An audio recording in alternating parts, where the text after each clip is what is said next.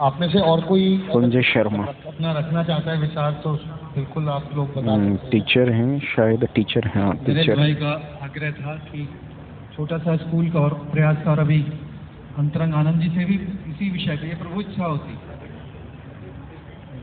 मनोज भाई भी बता रहे थे, यदा धर्मस्य का भी पाठ हुआ।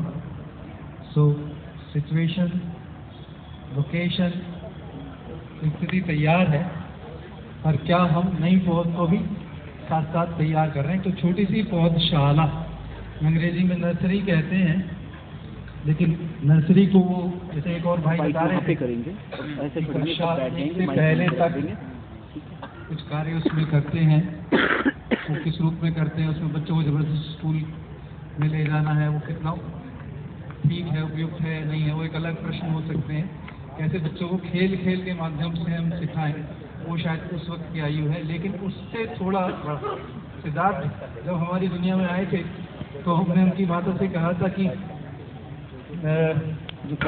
School, nursery, KG, LKG, UKG, पता नहीं कितने साल लगते हैं। मैं तो कई बार गिनता रहता हूँ, समझ में नहीं आता है ज़्यादा।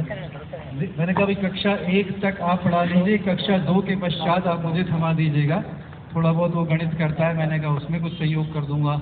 हिंदी, अंग्रेजी भाषा है, अंग्रेजी सबके लिए आवश्यक है, उससे लड़ भी सकते हो, उसे जीत भी सकते हो, ये हमारा निर्णय है। मैं तो ये कहूँगा कि जो आज की व्यवस्था है और आज का विज्ञान है, उससे आप लड़ भी सकते हैं, उसको जीत भी पा सकते हैं। तो अपने बच्चों को जिताएं। मेरे बच्चे किसी भी बच्चे में सिर्फ गाँव की बात नहीं कर रहा हूँ, जितने हमारे बालक हैं, टीचर होने के नाते प्रस्तुत हों, हम उन्हें कम से कम इतने सक्षम बनाएं कि आज की इस व्यवस्था में भी वो उस पर अपनी जीत हासिल करें, उससे निम्न अपने आप को महसूस ना करें, हीन तत्व उनके भीतर ना आ पाए।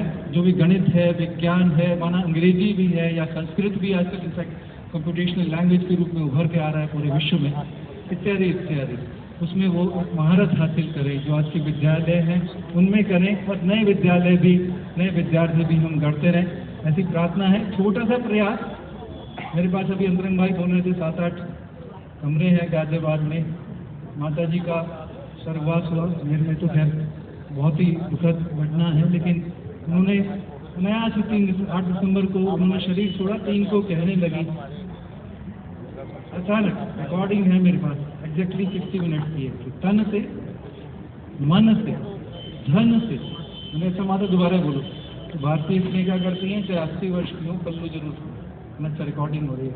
तो कहा, तन से, मन से, धन से, जीवन से करो राष्ट्र आराधन। उन्होंने बताया कि आराधन माने आराधना। तो जब उनकी हम श्रद्धांजलि सभा कर रहे थे तो मैंने कहा ये तो हमारे लिए माता, यदि माना 20-30 साल इस शरीर को और चलना है, तो एक लक्ष्य देके गई है। उस लक्ष्य में इस पौधशाला में, ऐसी बहुत सारी और पौधशालाओं में आने वाले जो हमारे देश के नागरिक हैं, उनका हमें निर्माण करना है, कर रहे हैं। शुरुआत हो चुकी है। अंतरंग भाई और बहुत सारे भाई बहन अपने अपने प्रयास कर रहे हैं। जुड़े, साथ में जुटे। मुझे नहीं पता कि मेरी खुद की क्या शक्ति है, प्रयोग की बात है, आपकी स्वयं की शक्ति आपको ज्ञात होगी, मिलजुल के कुछ होगा। ऐसा नरेंद्र राजपूत जी का आदेश था कि सबके सम्मुख में प्रस्तुत कर दूं। वो तो ये भी कह रहे थे कि मीटिंग के औपचारिक समय में कुछ कहना भाई, और किसी को रुकना हो तो 5 मिनट और रुक के कुछ निश्चित बात करके जाना। तो मैं तो उनके अपने भाई का आदेश का पालन किया है। जय हिंद सचिन भाई, बहुत ही सुंदर, बहुत प्यारा, बहुत अच्छा। स्वीटी तो शेरनी है ही मैं तो आपके नाम के नारे लगाना चाह रहा था। और कपिल भाई हैं क्या अभी भी? बहुत ही सुंदर झकझोरा है आपने। We should upload for all of you, wonderful, बहुत ही सुंदर, बहुत सुंदर कार्य हुआ, झकझोरा आपने। आज के भाषण में कपिल जी ने, मैं तो मतलब स्टैंडिंग ओवेशन देना चाह रहा था। हाँ, कपिल भाई हैं क्या? झकझोर दिया, बहुत जबरदस्त झकझोर दिया। सुना है कई बार आपको, मैंने तो कहा था आप मेरे मन में बसते हो, पर बहुत ही सुंदर आपने झकझोरा, बहुत ही जबरदस्त जागरण है। Salutations to all of you, thank you very much. जय हिंद। मैं अभी कुछ देर पहले बोल रहा था, अगर कपिल भाई ने जो आज बोला है वो जैसे ही रिलीज होगा, कपिल भाई मैं ये बोल रहा था, आज आपने जो बोला है मंच पे और समाज के लिए, देश के लिए जो आज आपने मैसेज भेजा है, जैसे ये रिलीज होगा उसी रात 20 करोड़ हमारे दुश्मन खड़े हो जाएंगे इस देश में। वो हमारी सफलता की निशानी है। खड़ा होना चाहिए उन लोगों को जो कर रहे हैं, वो हमारी सफलता की निशानी है, पहली कदम की। अब हमारे आखिरी वक्ता है नीरज जी उत्तराखंड से, और उसके बाद मेरी प्रार्थना है आप सबसे कि कृपया आप कहीं मत जाइएगा, क्योंकि यहाँ पे एक हम पूरा फोटो सेशन करेंगे जिसमें हम एक बार बैनर लेके फिर से खड़े होंगे और कुछ प्रश्न पूछना चाहते हैं हमारे पत्रकार हमारे समक्ष जो है सुबह से। तो आप सब इधर आ जाइएगा इसके बाद। नीरज जी। नमस्कार। और मैं उत्तराखंड से हूँ। मेरी मुलाकात खासकर क्रांतिकारियों के साथ दिल्ली में उनके मंडी मार्ग में, तब से अभी तक मैं साथ में खड़ा हूँ उनके।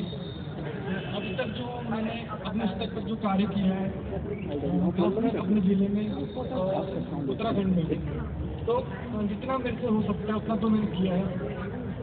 बाकी आने वाले समय में देखेंगे कितना कर सकते कितना नहीं।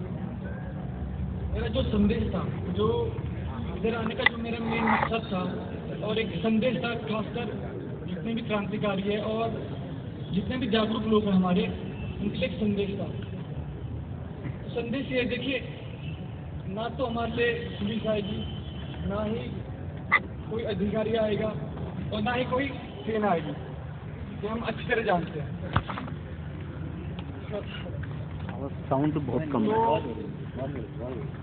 मैं चाहता हूँ कि एक आह्वान हो, हमारे जितने भी क्रांतिकारी है हमारे पूरे देश के, एक आह्वान हो, सब एकत्रित हो, मतलब इकट्ठे हो और माइक क्लोज करो, थोड़ा सा माइक नजदीक करो शायद। हमारे जितने भी क्रांतिकारी है भारत के, जितने भी जागरूक लोग हैं, वो सब एकत्रित हो, इकट्ठे हो और एक आह्वान हो, और जो आह्वान हो वो सभी क्रांतिकारी एक साथ करें। अगर कोई एक बंदा करेगा, जैसे कि मान लीजिए स्वीटी जी करते हैं, तो एक लीडर, जब भी कोई लीडर हमारा पैदा होता है तो उसको खतरा होता है, ठीक है जी। तो कोई एक लीडर नहीं होगा, लीडर सभी होंगे और सभी आह्वान करेंगे। बस इतना कहना चाहूँगा। धन्यवाद। नरेंद्र भाई आइए। नरेंद्र राजपूत जी जो कि डे 1 से सबको जोड़ने में लगे हुए हैं, उन्होंने एक बड़ी मुख्य भूमिका निभाई है, सबको लाने में इकट्ठे शुरुआत में 2 साल 1.5 साल पीछे, और स्वदेशी से जुड़े हुए राजीव दीक्षित जी से के विचारों से बहुत बहुत प्रभावित हैं और प्रैक्टिकली जीवन में उसको फॉलो भी करते हैं।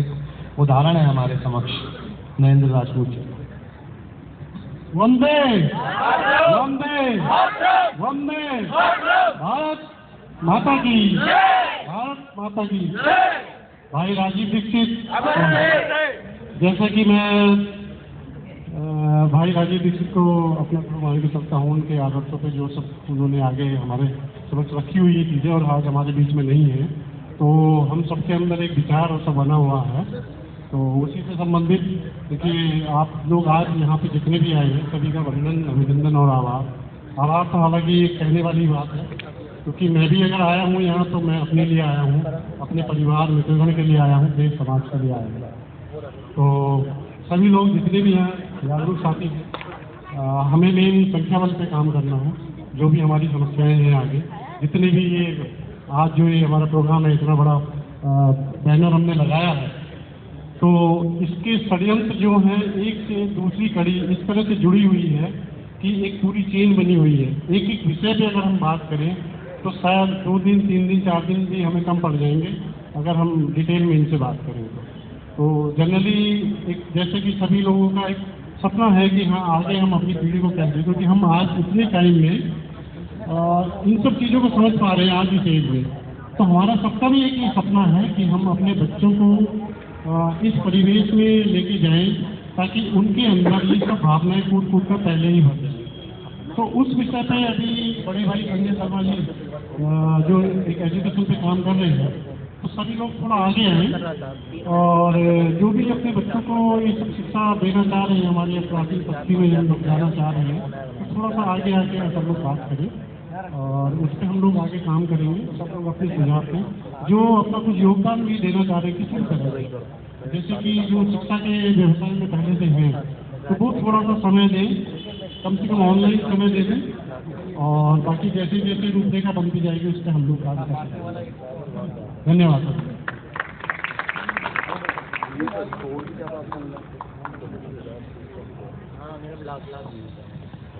मेरी प्रार्थना है सब आप सबसे कि कृपया आप सब इधर आ जाइए।